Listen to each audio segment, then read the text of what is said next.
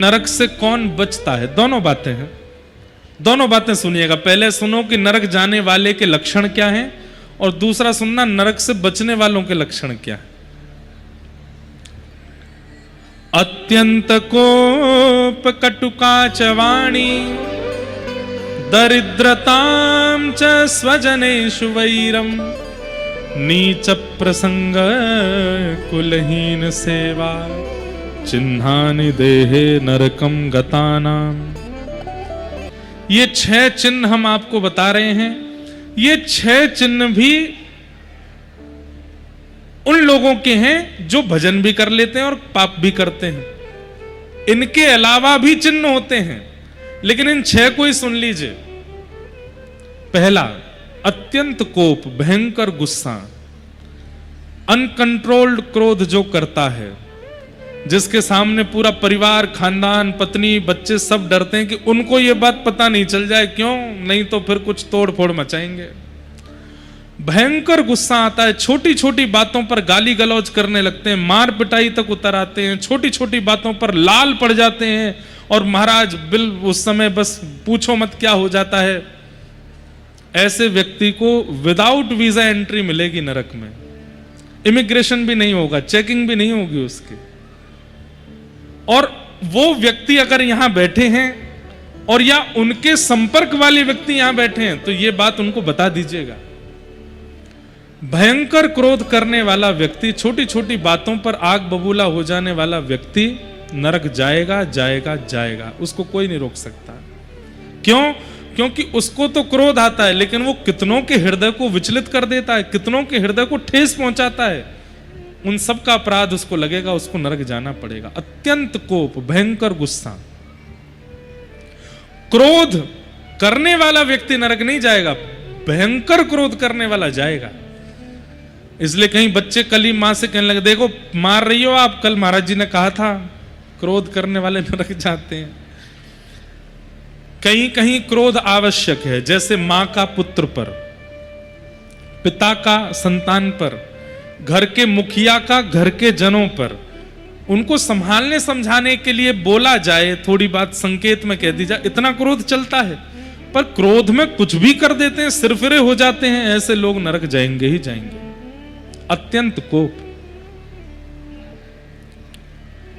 दूसरा, कटुकाच वाणी। किसी से भी बोलते हैं तो बिना व्यंग के नहीं बोलते, ऐसा ही बोलेंगे कि सामने वाले को थोड़ा खराब लग ही जाए।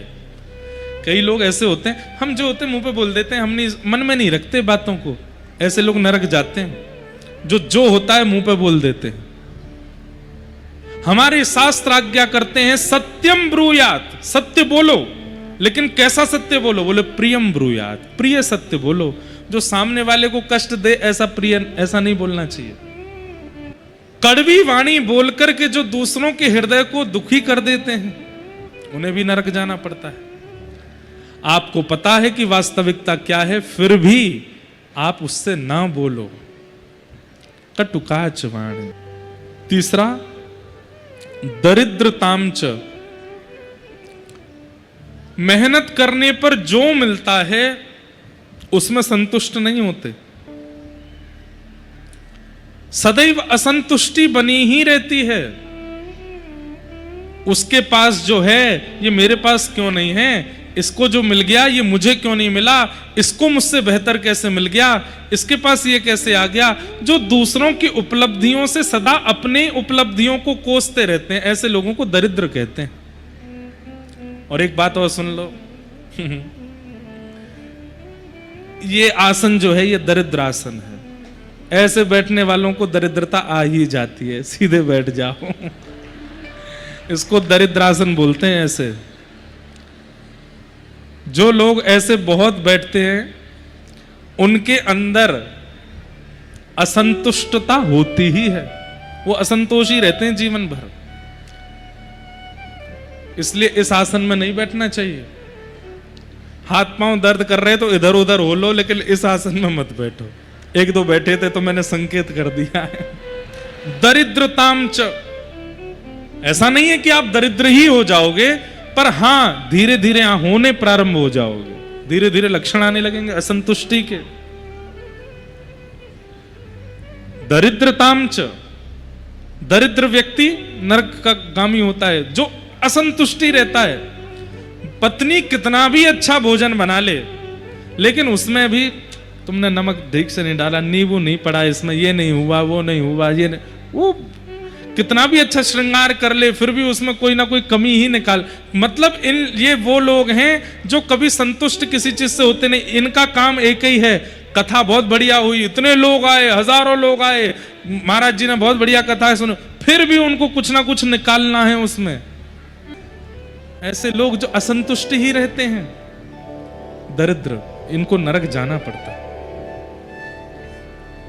क्यों? इनके लिए कुछ भी कर लीजिए, ये कभी प्रसन्न ही नहीं होते। तो कौन कौन से चिन्ह हैं नरक जाने वालों के? अत्यंत कोप, कटुकाच वाणी, दरिद्रताम च, और चौथा आया स्वजनेषु वैरम, जो अपनों से बैर मानते हैं और परायों को ज्यादा अपना सगा मानते हैं, बाहर वालों को ज्यादा अपना हितैषी समझते हैं और अपनों को अपना शत्रु समझते हैं। ऐसे लोगों को भी नरक जाना पड़ता है। और अपनों में भी विशेष रूप से मां और पिता को अपना शत्रु मानते हैं, और जो 4 दिन का मित्र बना हुआ है उसके लिए सबको छोड़ने को तैयार हो जाते हैं। स्वजनेषु वैरम।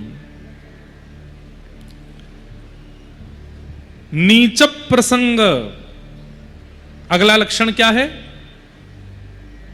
जो नीच लोगों का संग करते हैं, मांस खुद नहीं खाते, मदिरा स्वयं नहीं पीते, पर स्त्री गमन स्वयं नहीं करते, पर पुरुष गमन स्वयं नहीं करते, लेकिन जो मांस भी खाता है, जो मदिरा भी पीता है, जो स्त्री गमन भी करता है, जो पुरुष गमन भी करती है, गलत गलत सारे काम करने वालों का संग करते हैं।